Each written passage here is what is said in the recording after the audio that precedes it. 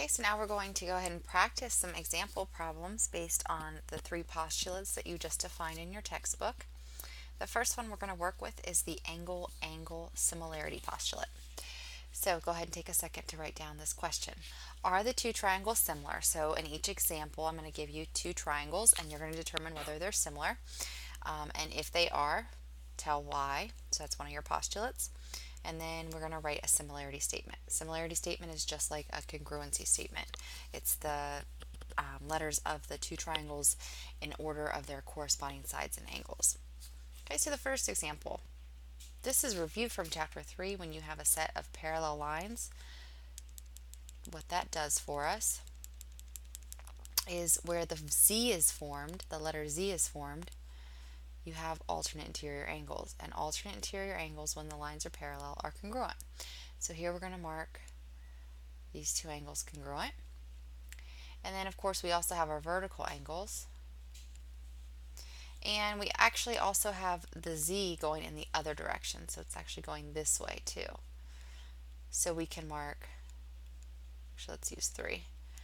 We can mark this set of angle congruent to this set of angles.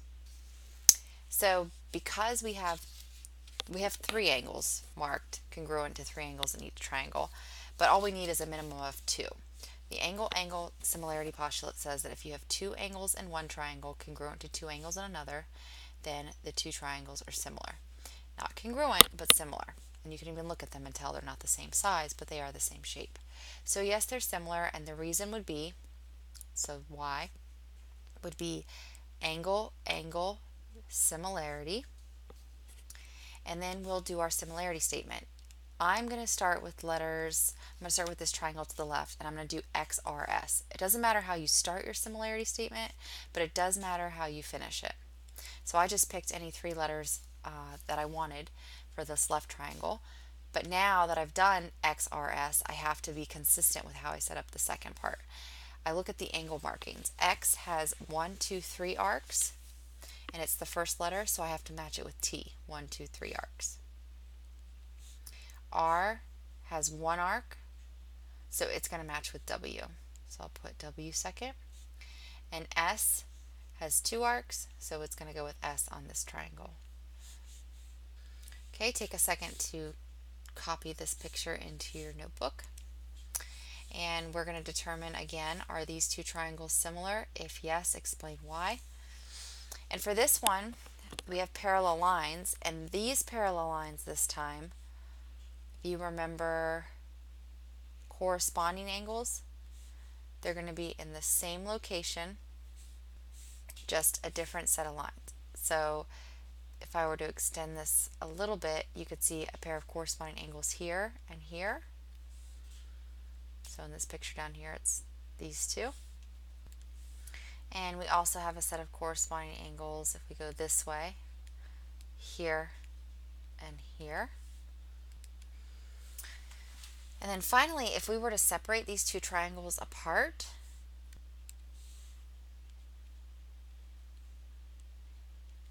little triangle LPQ and then the big triangle LJK, you would notice that both triangles also have angle L in common. So angle L would be congruent in both triangles.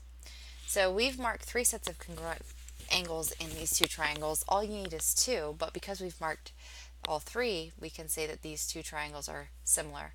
And the reason that they're similar is angle-angle similarity. And for my similarity statement, I'm going to just pick any 3 letters of the small triangle. Let's do PLQ. Triangle PLQ. And it doesn't matter how I set up the first half of my similarity statement, but I need to be consistent and set it up the same way with corresponding angles and sides on the second half. So PLQ, P has 1 arc, it's going to match up with J. L is the one that the 2 triangles share, and they both have 3 arcs. So L comes second. And Q has 2 arcs, so it needs to match up with K. Okay, so for this next example, probably the easiest way for you to represent it would just be start with drawing a letter X like that, and then connect the sides. So on this picture, I can actually mark my vertical angles are congruent. And if I look at each triangle separately, I have a side labeled, an angle in between, and a side labeled. On this triangle, I have a side, an angle in between, and a side. So I could determine if these two triangles are similar. I have enough information to determine that by using side, angle, side. Well, we're not looking for the sides to be congruent like we were in congruent triangles chapter. We're looking for the sides to be proportional. So I have to set up ratios to see if the sides are proportional. And I can't just pick any number over any number. I can't just say 10 over 22 or 10 over 20. I have to be very methodical about it. I look at triangle TZW and I have to label, is this the smallest side or the largest side of this triangle? Well, in this triangle, 11 is the largest side. And in this triangle, 10 would be the smallest side. Then I come over to the second triangle and I do the same thing. Is the smallest side this time is 20 and the largest side is 22. So when I set up my ratios, I'm comparing the small side to the small side. So 10 over 20. And the large side over the large side, 11 over 22. And then I check to see if the scale factors are the same. 10 over 20 reduces to 1/2, and 11 over 22 also reduces to 1/2.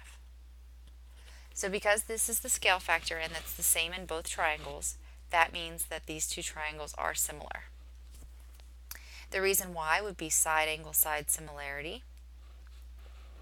And then for my similarity statement, I can pick any three letters in any order I want. I'm going to start with TZW. Is similar to triangle. Now I can't just pick any three letters this time because I have to be consistent with the way I originally set it up. So I look at how I did T to Z to W. I went from T towards Z towards the largest side. So I've got to go Y to X towards the largest side. So it has to be Y, X, W in that order. Okay, the next example, I'm going to go ahead and explain why we're going to use side, angle, side, and then I'm going to have you determine what the scale factor is and finish up a similarity statement for me. So let's start by looking at these two triangles as if I separated them out. Start with EAF,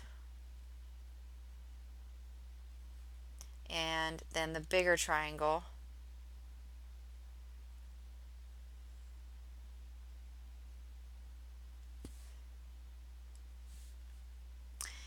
CAF or CAB.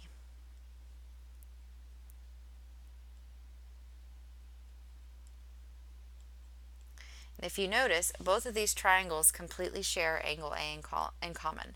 So I'm going to go ahead and mark angle A congruent in both triangles. And then, if I look at the smaller triangle, this side was labeled 8, right here, A to E, and AF was labeled 10. But if I look at the bigger triangle, side AC is a total of 8 and 4. So 8 plus 4 means this side is 12 units long. And then I look at side AB, and that's a total of 15 units long. So now I can set up my ratios. So I'd like for you to set up the ratios of the side lengths and determine if they have the same scale factor. Pause the video and see if you get what I get. So I got that both triangles have a scale factor of 2/3, or if you had put 3/2, that's fine too. So these two triangles would be similar, and the reason would be side, angle, side similarity.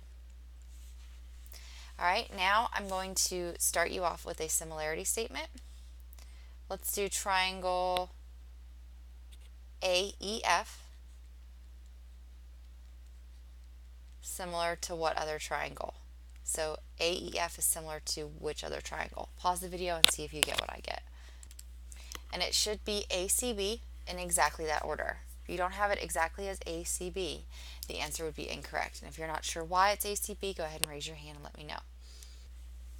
Okay, and the last example that we'll do, this is going to be, the method we're going to use is side-side-side similarity. So we need to test to see if the sides are proportional. Well, in order to do that, I can't just go blindly and say, let's put 12 over 9, or let's put 12 over 6, or let's put 16 over 6. I have to label the sides to know which side I'm putting over which side. So I look at my triangle JLK and I label from least to greatest, or smallest to largest. My smallest side is 8, the side in the middle is 12, and my largest is 16. I come over to triangle PMQ and I do the same thing. My smallest is 6, my middle is 9, and my largest is 12.